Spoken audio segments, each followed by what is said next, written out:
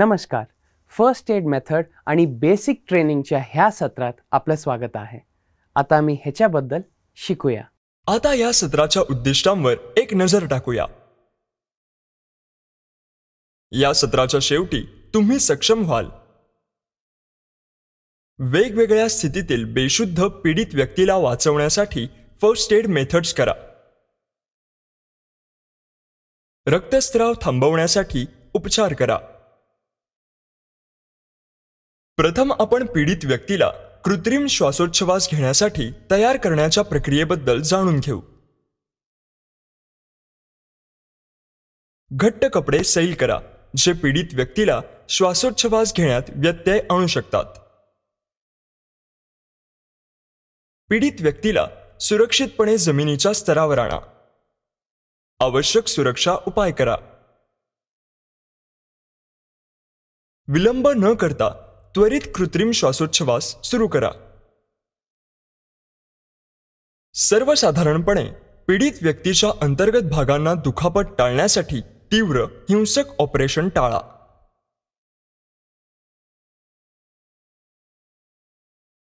कृत्रिम श्वासोच्छवासाच्या विविध पद्धती आहेत, जसे की नेल्सन्स आर्म किंवा लिफ्ट बॅक प्रेशर पद्धत, शेफरची पद्धत, माउथ टू माउथ पद्धत, माउथ टू नोज पद्धत, कार्डिओपल्मनरी रेसिसिटेशन किंवा CPR पद्धत. आता आपण लिफ्ट बॅक प्रेशर पद्धतीने नेल्सन्स आर्मने पीडित व्यक्तीचे बचाव करण्याची प्रक्रिया पाहू.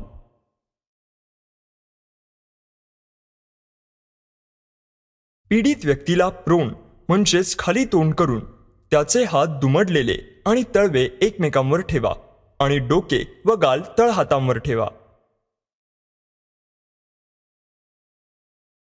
पीडित व्यक्तीच्या हाताजवळ 1 किंवा 2 गुडघे टेकवा.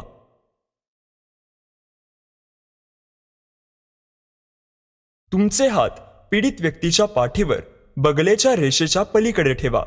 तुमची बोटे बाहेर आणि खाली पसरवा. फक्त अंगठे एकमेकांना स्पर्श करतील.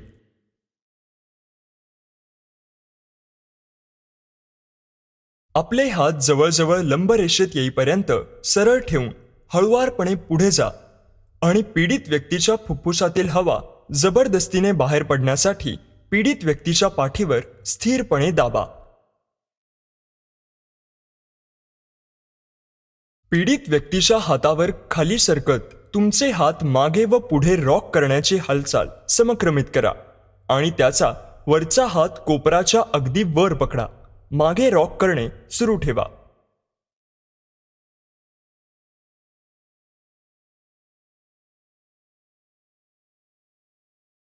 तुम्ही मागे रॉक करताना पीडित व्यक्तीचे हात हळुवारपणे वर करा आणि तुमच्याकडे खेचा जोपर्यंत तुम्हाला त्याच्या खांद्यावर तणाव जाणवत नाही. सायकल पूर्ण करण्यासाठी पीडित व्यक्तीचे हात खाली करा आणि आपले हात सुरुवातीच्या स्थितीपर्यंत हलवा.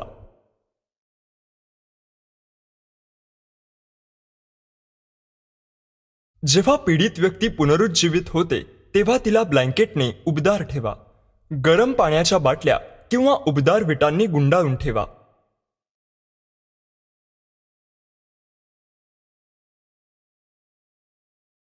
हृदयाच्या दिशेने हात आणि पायांच्या आतील बाजूस मालिश करून रक्ताभिसरण उत्तेजित करा. त्याला झोपलेल्या स्थितीत ठेवा आणि त्याला स्वतःला काम करू देऊ नका. नेल्सन्स आर्म मेथडने पुनरुत्थान करण्यासाठी काय करावे आणि काय करू नये हे शिकूया.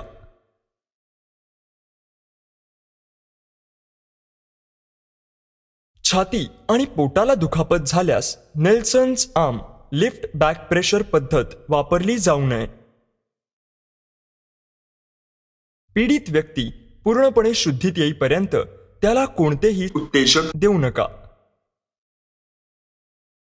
पुढे आपण शेफरच्या पद्धतीने पीडित व्यक्तीचे बचाव करण्याची प्रक्रिया पाहू. पीडित व्यक्तीला त्याच्या पोटावर ठेवा. एक हात थेट पुढे वाढवा. दुसरा हात कोपराकडे वाकवा आणि चेहरा आतल्या बाजूला वळवा आणि हातावर किंवा दंडावर विसावू द्या. पीडित व्यक्तीच्या दोन्ही बाजूला एका गुडघ्यावर वाकून गुडघे टेकवा, जेणेकरून त्याच्या मांड्या तुमच्या गुडघ्यांच्या मध्ये असतील आणि तुमची बोटे आणि अंगठे स्थिर ठेवा.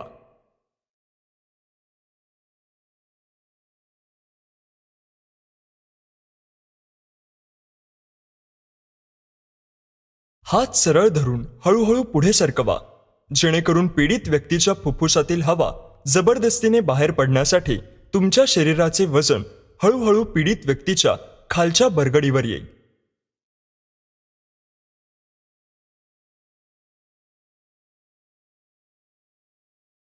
आता पीडित व्यक्तीच्या शरीरातील सर्व दाब काढून टाकून फुफ्फुसांना हवेने भरून काढण्यासाठी आता त्वरित मागे वळा.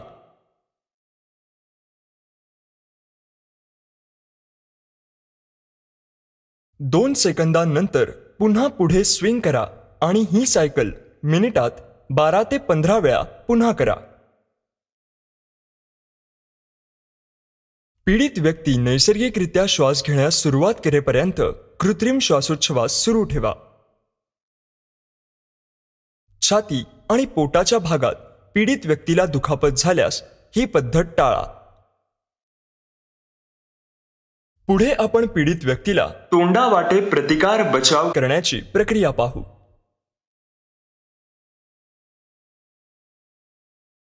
प्रथम पीडित व्यक्तीला तिच्या पाठीवर सपाट ठेवा आणि तिचे डोके व्यवस्थित मागे जाईल याची खात्री करण्यासाठी तिच्या खांद्याखाली कपड्यांचा रोल ठेवा.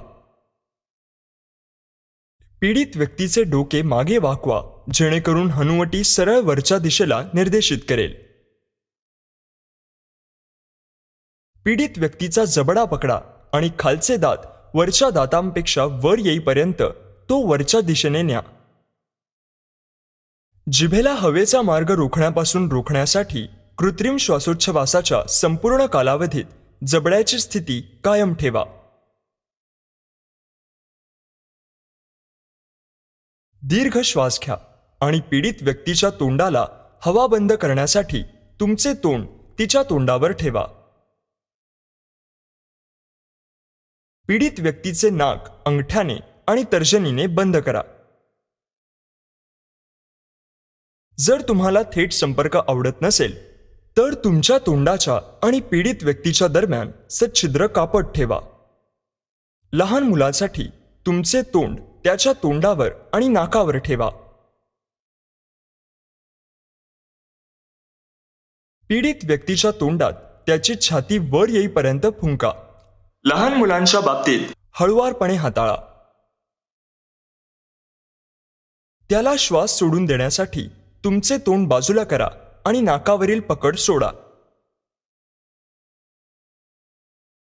हवा बाहेर पडतानाचा आवाज ऐकण्यासाठी तुमचे डोके फिरवा. पहिले 8-10 श्वासोच्छवास पीडित व्यक्तीच्या प्रतिसादा इतकाच वेगवान असावा. त्यानंतर दर मिनिटाला 12 वेळा, लहान मुलांसाठी 20 वेळा कमी केला पाहिजे.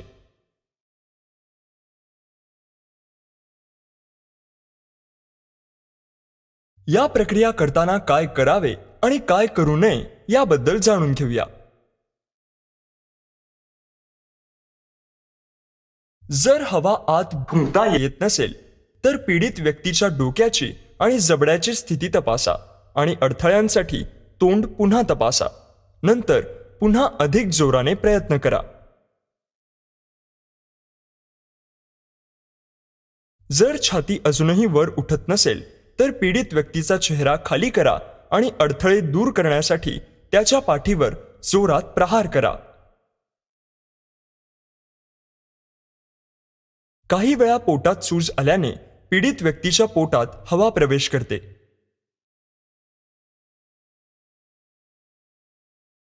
श्वासोच्छवासाच्या कालावधीत पोटावर हळुवारपणे दाबून हवा बाहेर काढा.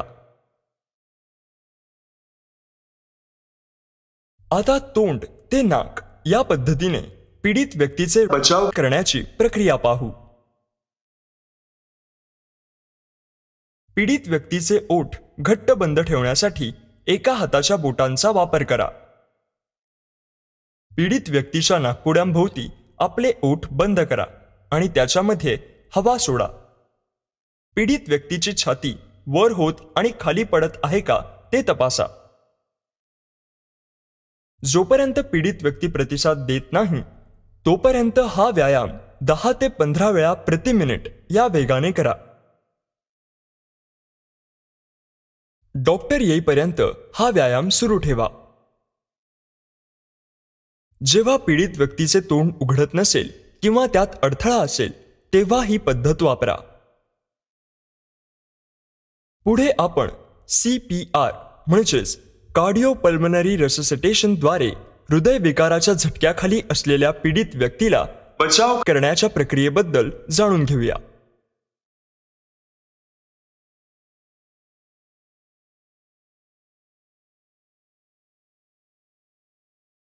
गळ्यात हृदयाच्या नाडीचा अभाव असणे, ओठांभोवती निळा रंग आणि डोळ्यांची जास्त पसरलेली बाहुली या गोष्टी तपासून पीडित व्यक्तीला हृदयविकाराचा झटका आला आहे की नाही हे त्वरित तपासा. जर हृदय थांबले असेल तर त्वरित कार्य करा.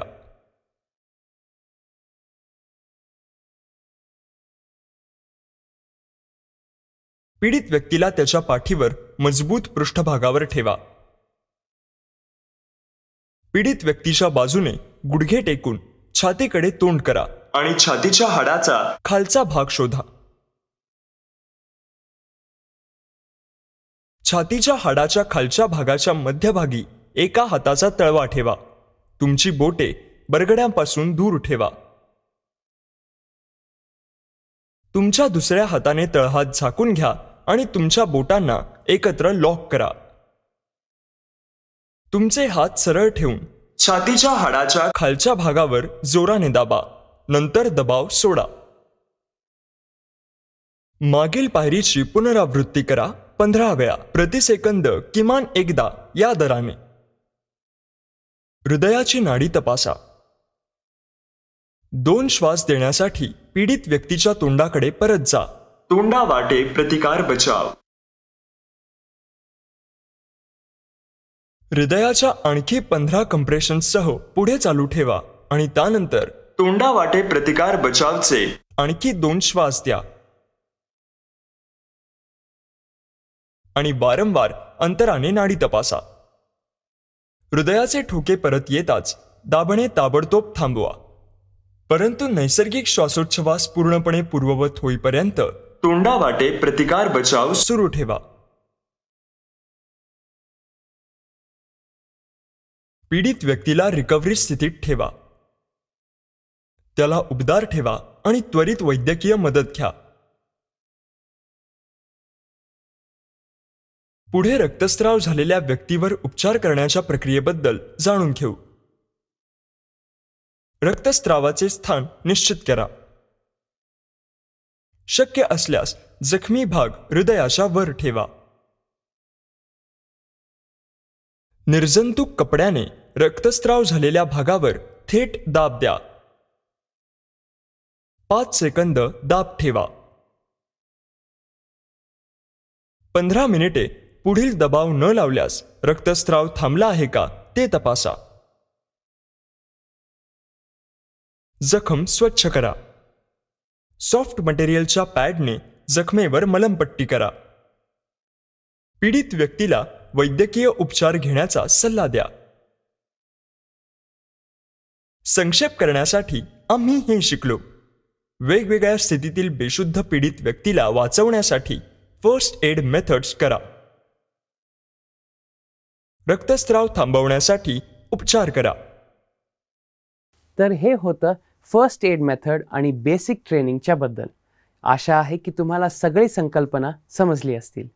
भेटूया पुढच्या सत्रात.